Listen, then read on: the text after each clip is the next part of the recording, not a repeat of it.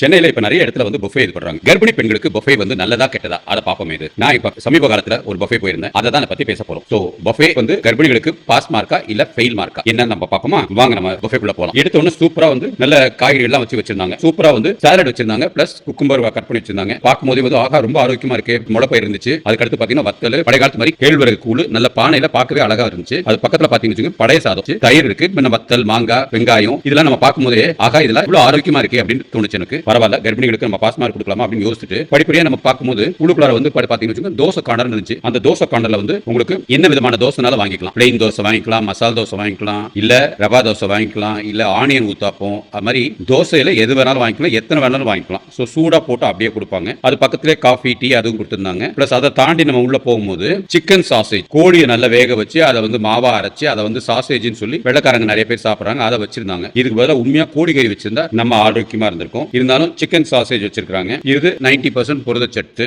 அது பக்கத்துல பாத்தீங்கன்னா பாயில்டு எக். பாயில்டு எக் வந்து எப்படி ஒரு 2-3 தாராள கர்ப்பிணி பெண்கள் சாப்பிடலாம். ஃபுல் புரோட்டீன் இது.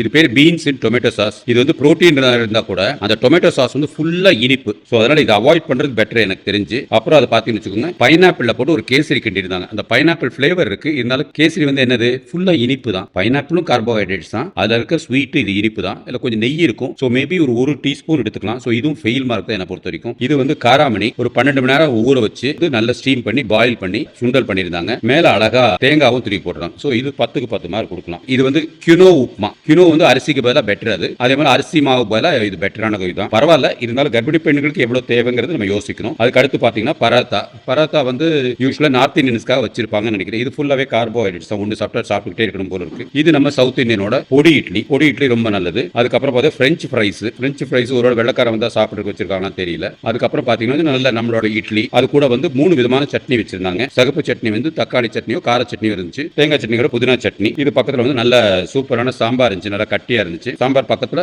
வெண்பொங்கல் வச்சிருந்தாங்க. நல்ல நெய் போட்டு நல்லா இருந்துச்சு. சுட வடை வச்சிருந்தாங்க. மெதுவடை 2-3 கட்டாயம் கர்ப்பிணி பெண்கள் சாப்பிடணும், தப்பு கிடையாது. இது நம்ம நாட்டு வெஜிடபிள் உப்மா. வெஜிடபிள்ங்கிற பேர்ல உப்மா நம்மள சாப்பிட வைக்கிறாங்க. பட் உப்மா வந்து கர்ப்பிணி பெண்களுக்கு நல்லதே கிடையாது. Completely carbohydrates. இது ரெண்டும் வந்து தயிர்ல 2 விதம் வச்சிருந்தாங்க. ஒன்னு கிவியோட பழத்தை அரைச்சி போட்டு யோகர்ட்ல சீனி போட்டு வச்சிருந்தாங்க. பொதுவா கர்ப்பிணி பெண்கள் வந்து சீனியை சாப்பிடணுங்கிறதுக்கு உள்ள விருப்பம் இருக்கும். அது வந்து நார்மல் நம்ம வீட்டு தயிர். இது என்னன்னு பாத்தீங்கன்னு வச்சுக்கோங்க, நல்லெண்ணெய் இருந்துச்சு, இட்லி பொடி இருந்துச்சு. சோ இந்த பொடியும் நல்லெண்ணையும் ரொம்ப நல்லது. ஆக்சுவலா தோசைக்கோ இட்லிக்கோ நம்ம தொட்டுக்கிறது. அது பக்கத்துல வந்து நிறைய கட் ஃப்ரூட்ஸ் வச்சிருந்தாங்க. 1-2 நாங்க எடுத்துக்கிட்டோம். அது இல்லாம ஜூஸ், அப்புறம் புது விதமான கேழ்வரகு கூழ் இருந்துச்சு. இது நம்ம வெளிநாட்டு சீரியல்ஸ். இதுல வந்து நல்ல பாலை ஊத்தி சாப்பிடுறாங்க. சோ இது இப்படிலாம் பார்க்கும்போது ஃபுல்லாவே வந்து ஒரு கார்போஹைட்ரேட்ஸ் தான் ஜாஸ்தி இருந்துச்சு. கர்ப்பிணி பெண்களுக்கு வந்து ஒரு ஆசை நிறைய இருக்கும். அந்த ஆசையில வந்து அவங்க தெரியாம வந்து மாவு சத்து நிறைய சாப்பிட்டு சுகர் வந்து நார்மலா சாப்பிட்டதுக்கு அப்புறம் 130 கீழே இருக்க வேண்டியது 150, 180, 200, 230, 250 கூட இருக்கும் போல இருக்கு. அந்த அளவுக்கு ஜாஸ்தி இருந்துச்சு. இது இல்லாம இன்னொரு கவுண்டர் மிஸ் பண்ணிட்டேன். அது வந்து எக்